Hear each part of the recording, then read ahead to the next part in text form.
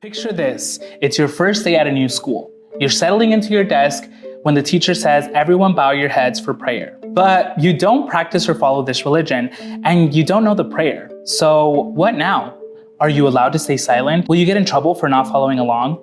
Is your teacher even allowed to be doing this? Let's break down what the First Amendment actually says about your rights when it comes to religion. In today's video, we'll be talking about everything from school prayer and public displays of faith to court cases and cake shops to better understand how these 16 words have sparked centuries of courtroom drama. So let's get into it. If we flip our pocket constitutions to Amendment number 1, we see that the Constitution reads, Congress shall make no law respecting an establishment of religion or prohibiting the free exercise thereof. These two parts are known as the Establishment Clause and the Free Exercise Clause. Think of them as constitutional bookends. One keeps religion out of government, the other keeps government out of your religion. The Establishment Clause means there should be no mandatory prayer in public schools, no giant Ten Commandments statue at City Hall, and definitely no official religion of the United States. The Free Exercise Clause holds that the government cannot promote or endorse religion. Because of this, you have the right to believe and practice however you want. You can go to church, a mosque, a synagogue, a temple, or even your couch. You can wear a hijab, a yarmulke, or a cross necklace. Your beliefs are your business. And the government, well, it's supposed to stay neutral, not hostile, not supportive, just out of the way. And if you're wondering, why did the founders include this in the Constitution? Oh, I don't know. Maybe because some of them were literally jailed, fined, or tortured in Europe due to their religious beliefs and practices. So when they came to what would become the United States, they wanted a government where religion wasn't enforced by law, one where you couldn't be punished for your beliefs. That being said, let's not pretend the US has always been the pinnacle of religious freedom. Our history includes the forced conversion of indigenous peoples, anti-Catholic riots, and waves of anti-Semitism and Islamophobia. America has historically had a hard time accepting religious practices and ideologies that are outside of the norm. Take the case of the Church of the Lukumi Babaluai versus the city of Hialeah in 1993 as an example. The TLDR is that the city of Hialeah in Florida passed laws that clearly targeted Santeria animal sacrifices. Spoiler alert, the Supreme Court said they couldn't do that. So what exactly are the rules? Number 1, the government can accommodate religious beliefs. This can come in the form of granting days off for holidays, allowing religious attire, or meeting dietary needs in prison. So that scenario we discussed in the beginning where your teacher was leading prayer at the beginning of class, yeah, if you're at a public school, your teachers cannot and should not lead students in prayer. That precedent was specifically decided in the Supreme Court case Engel versus Vitale back in 1962. We'll hear more about that briefly. However, this leads us into number 2. The government cannot promote religion. So that scenario we discussed in the beginning where your teacher was leading prayer at the beginning of class, yeah, if you're at a public school, your teachers cannot and should not lead students in prayer. That precedent was specifically decided in the Supreme Court case Engel versus Vitale back in 1962. And finally, number 3, you can't break the law and claim religion as your excuse. Like you can't rob a bank and claim that it's part of your religious practices to avoid getting in legal trouble. Because robbery, that's still a crime. But sometimes it's a little bit more complicated. Here's Caitlin with some more insight.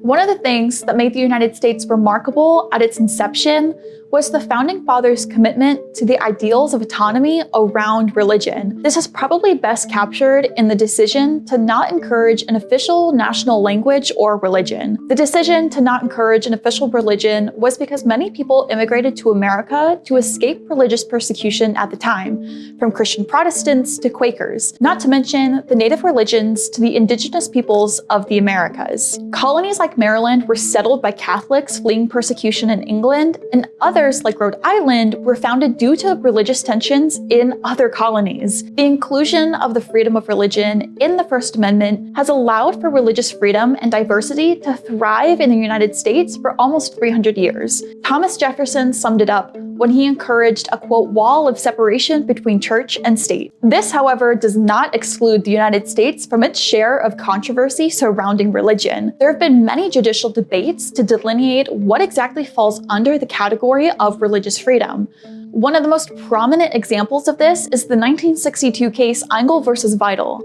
In a 6-1 decision, the Supreme Court declared that public schools could not host prayer readings of any kind. While this decision may seem obvious today, in order to encourage religious freedom, This landmark case was one that required immense nuance, especially in New York, one of the most religiously diverse states at the time.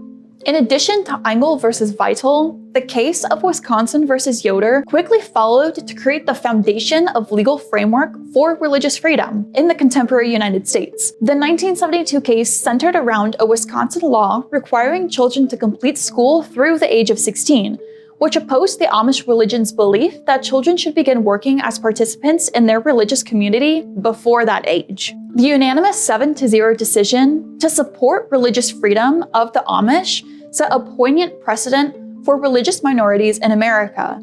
The case shaped much of the way we operate in the country governed by law, populated by people whose behaviors are often governed by following a religion. The consensus was clear. Personal religious beliefs could not be trumped by legislation.